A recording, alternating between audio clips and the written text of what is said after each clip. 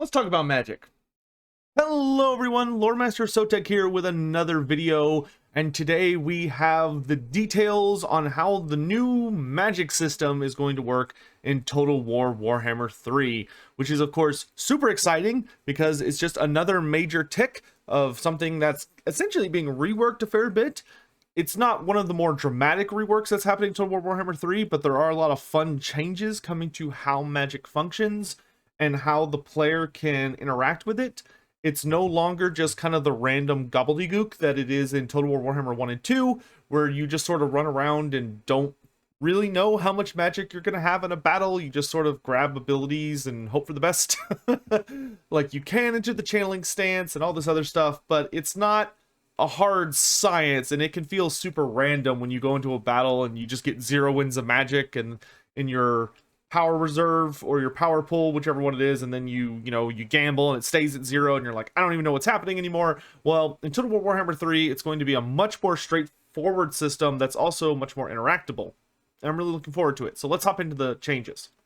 So the biggest thing is that they are now making it where the reserve pool of magic is actually, which is like your big pool that comes into your power pool, which your power pool is like your magic that is available to you to immediately cast a spell with. Your reserve pool is the reserves, which is your larger pool that trickles into your power pool, and there are various buffs and things you can do to increase the rate at which your reserves flow into your active power. So let's take a look at what they've done, because they've made it now so that you as the player have the ability to control and know exactly how much wins of magic, or at least very close to how much magic you're going to be walking into a battle with. So at the start of the campaign, a basic starter army, so people that don't have any like particular lord traits or any weird things going on with their faction, is going to start off with 50 reserves of magic. Now, if there are 3 types of magical winds that you can have going on in a region. So the winds of magic are constantly blowing around the world, but sometimes they're not blowing as strongly, or sometimes they're blowing like super strong, sometimes they're blowing just a little bit, but now there's actually noticeable effects in the game, which this is a system that's existed in 1 and 2, but it's not really easy to follow, and it's not something most people pay attention to or even knows exists, because it's just not really interactable. But now it is. So if a region has blowing winds of magic, so the winds of magic are present and they are blowing, but it's not super strong, then your power reserves will remain at 50, or whatever your power reserves are when you enter that region. So when you enter that region, if you got 50 winds of magic, winds of magic are blowing, you end your turn, they're going to stay that way. However, if you move into a region where the winds of magic are calm, which means they're not blowing, then every turn that you're in a region with calm winds of magic, your power reserve is going to drop by 10.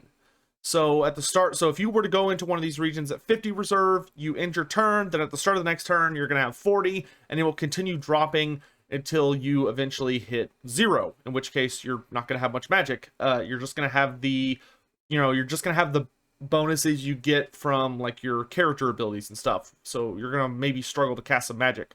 Plus, if you are a demon army, so if you are one of the demon factions, being Tzeentch, Khorne, Nurgle, or Slaanesh, then you will start to take army-wide penalties if you don't have enough magic to keep your demons in the physical world.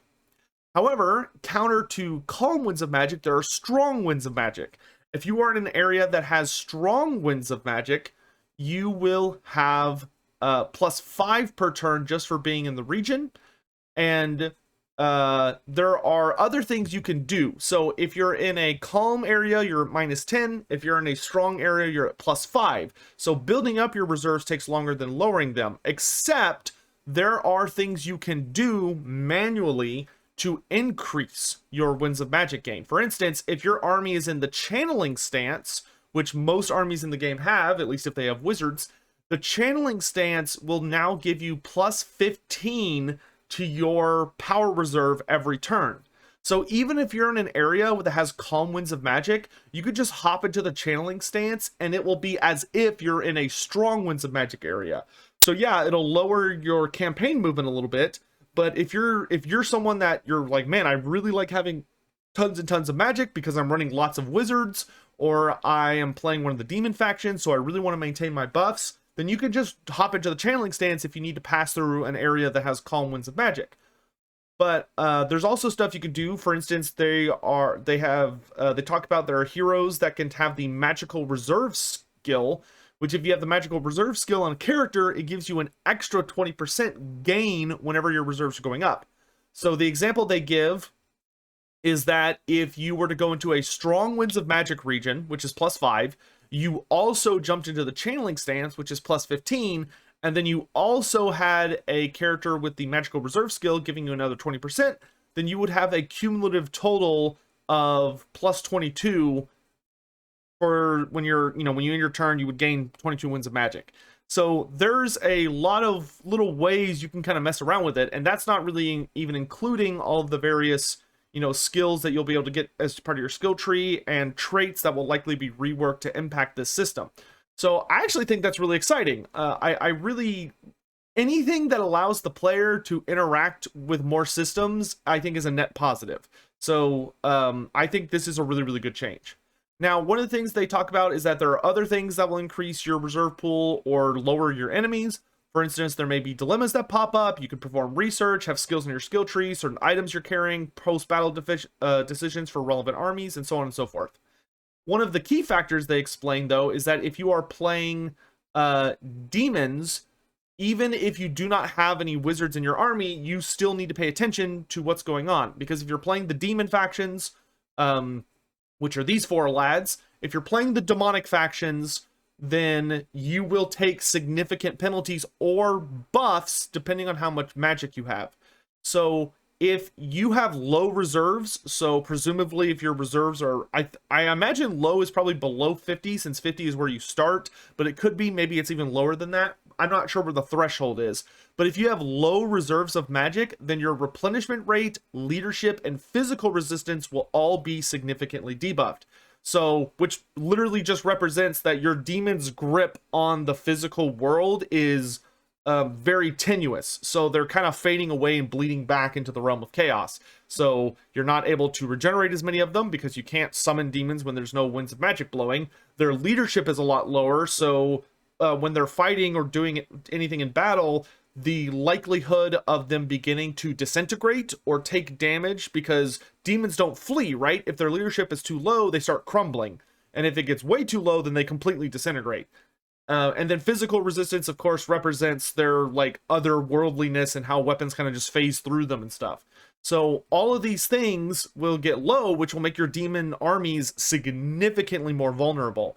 Also, I feel like this is another strong point in favor of my notes that the mono gods are, at least the mono gods we're starting with, are demons of chaos. They are not meant to be true warriors, and that the warriors of chaos who have mono god stuff are going to be something different, that have significantly different. They're going to be some kind of hybrid race, is what I'm thinking now, but I'll make a video on that soon.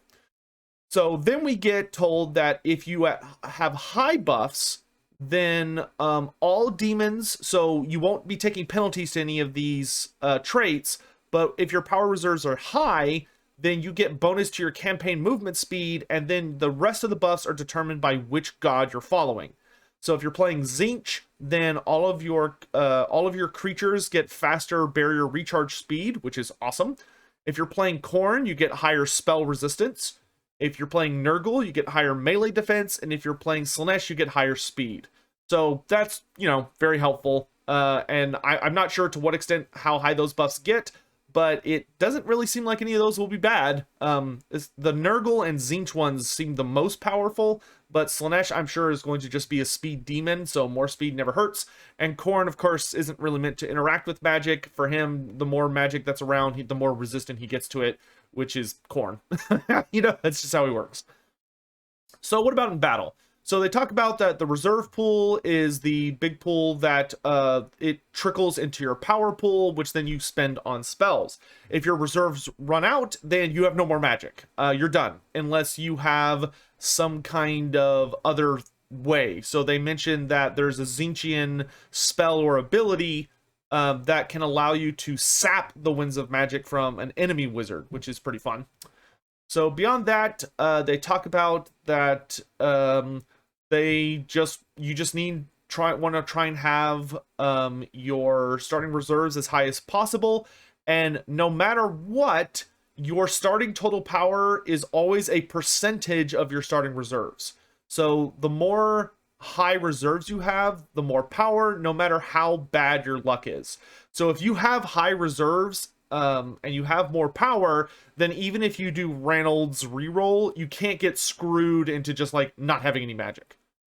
Once you return to the campaign map, your reserves will recharge regardless of how much magic used on the battlefield, just to keep things straightforward.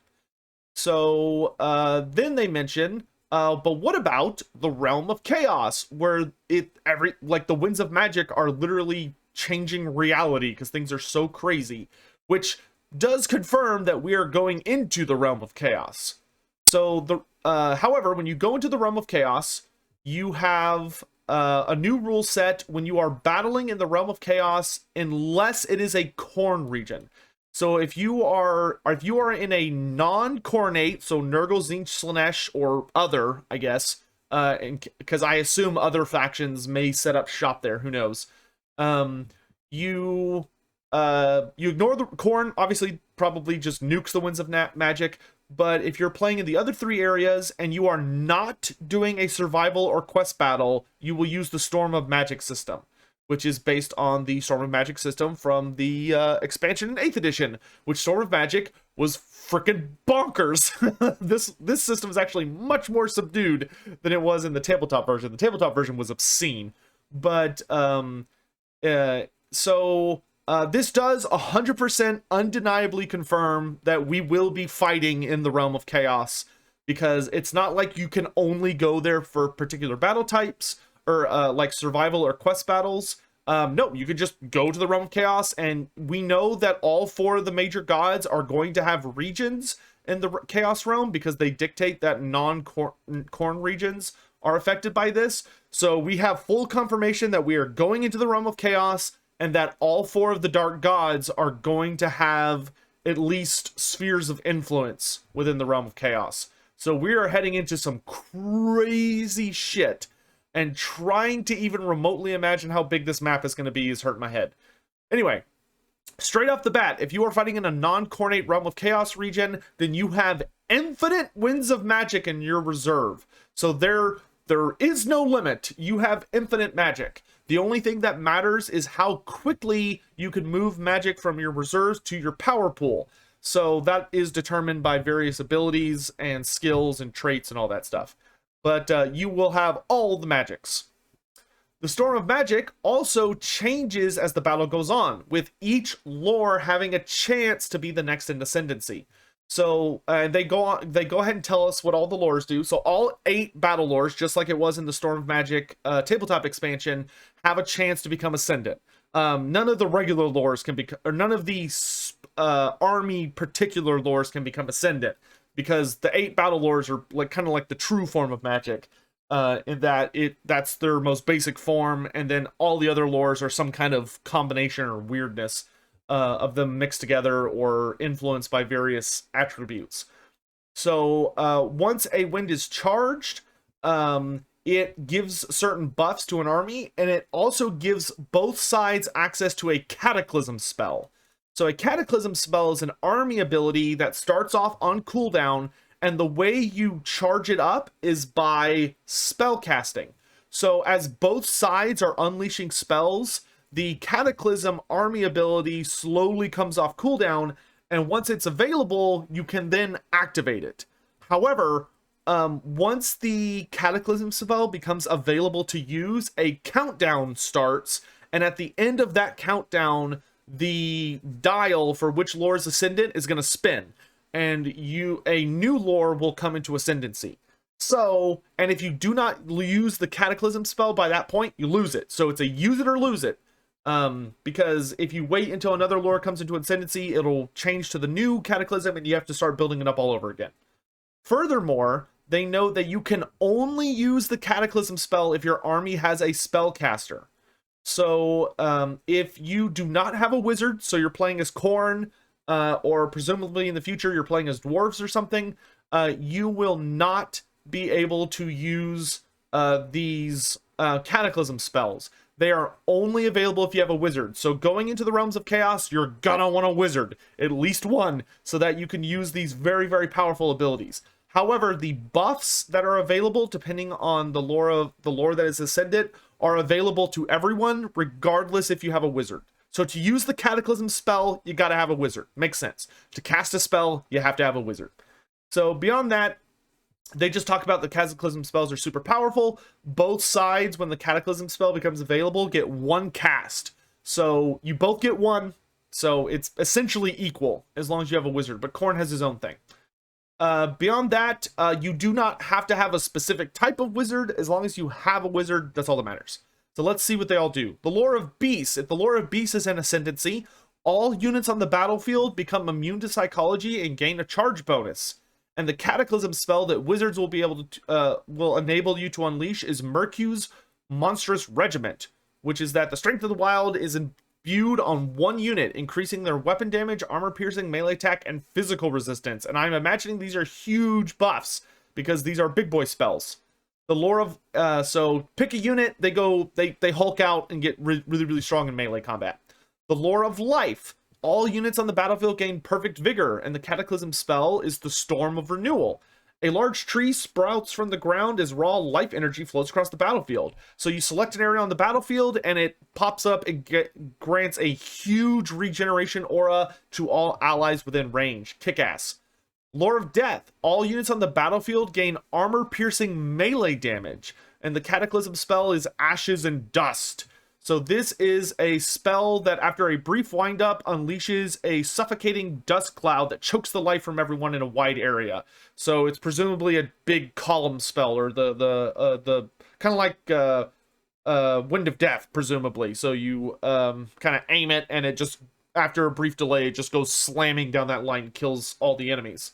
Sounds fun. If the Lore of Fire is an ascendancy, all units on the battlefield get bonus melee attack, and the Cataclysm spell is Magma Storm, which is that you target an area on the battlefield which causes an eruption to come out, like I guess a volcano, to protrude from the ground and begin burning everything in the area with magical fire. So you probably want to be careful where you target that. Lore of Heavens. If the Lore of Heavens is an ascendancy, all missile units deal extra damage and extra armor-piercing damage. And the Cataclysm spell is Thorzin's Thunderstorm, which is that a giant storm develops above the battlefield and begins obliterating everything below it with lightning bolts. The Lore of Light. If that is an ascendancy, all units on the battlefield gain magical attacks and immunity to psychology. So this is the one you'll want to have if you're fighting demons, because you'll be immune to psych and you'll have magic attacks to get through their physical resistance. Because remember, magical resistance doesn't exist anymore. It's now spell resistance. So having magical attacks is a net positive now.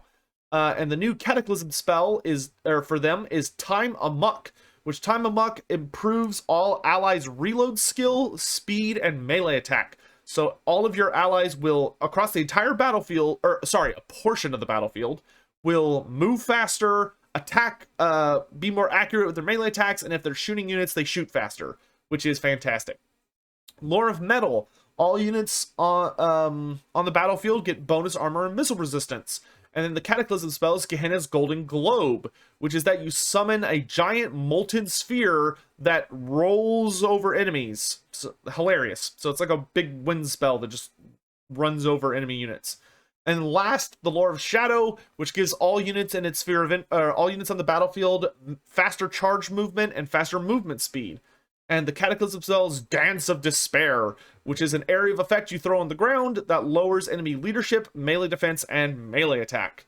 So most of these definitely revolve and seem to buff or be more favorable towards melee, but there are some significant bonuses. For instance, the Lore of Light and the Lore of Heavens can make shooty armies really, really spooky. And then at the end of the article, they note that, of course, Khorne does not have magic, and he hates it. So if Khorne's armies are fighting in an area where a storm of magic is present, then all of the Khornate units get a significant bonus to their spell resistance, so they're going to have the best save possible against the spells being unleashed. However, instead of having the Cataclysm spell, because Khorne doesn't have wizards, you instead gain a unique ability that Khorne allows you to summon a Bloodthirster for free. So it sounds like that while your opponent is charging up the Cataclysm spell, they will also be charging up your Bloodthirster meter. And if it fills up, they'll be able to unleash a Cataclysm, but you get to summon a Greater Demon for free. So hey, you know, fair's fair. And then on the flip side, Tzeentch's Mastery of Magic means that a Tzeentch army in a Storm of Magic battle gets to pick what lore the first lore in Ascendancy will be. So Tzeentch can curtail his strategy to fit how his army has been designed. And of course, Tzeentch is probably going to be the best in the game at ripping magic from the reserve pool to his power pool, so he's going to probably have infinite magic, and with the number of wizards Tzeentch has on the battlefield, that sounds like it's going to be insane and really fun for players that are good at micro. And really really potentially overwhelming for players who aren't. So the Storm of Magic sounds like a ton of fun. I'm really excited that it sounds like the Realm of Chaos going up there and fighting is probably going to be absolutely bonkers. I mean, the terrain looks absolutely batshit, so I'm super excited to fight in the Realm of Chaos, and I can't wait to be throwing around all these crazy spells and using Storm of Magic system, which, as I was a very competitive player when I played Tabletop Warhammer Fantasy, I never got to use the Storm of Magic because competitive players like myself hated it. It was super dumb because you cannot have a serious game playing with the Storm of Magic system. It is physically not possible. If you were playing with the Storm of Magic, it was for shits and giggles because the abilities you could literally wipe out. You could easily obliterate entire units with like a flick of your hand during the magic phase. It was obscenely over the top. It was a fun system, but it was not even remotely balanced. It had a lot of. It was not like it was well made for if you just wanted to like grab some drinks and have a good time and not worry about it and just put all your cool little toy soldiers on the table. If you were going to a tournament or something where you were playing to prove how good of a general you were, you did not want to see that thing within a mile radius. So that's going to be it for today's little video. So I hope you all enjoyed it. I'm really excited to see what as they continue to show us new things. I think in the near future, I hope that we're going to be getting an article soon about new spells or the new lores and some other stuff, but we'll have to see what happens. Creative Assembly is continuing to just pump out tons and tons and tons of information about the game. It's looking really good. I am hopefully feeling confident that things are on track and we'll, continue getting lots of crazy articles. Seems that early 2022 is looking really good, and I cannot wait to play this game. I cannot wait to go play this game.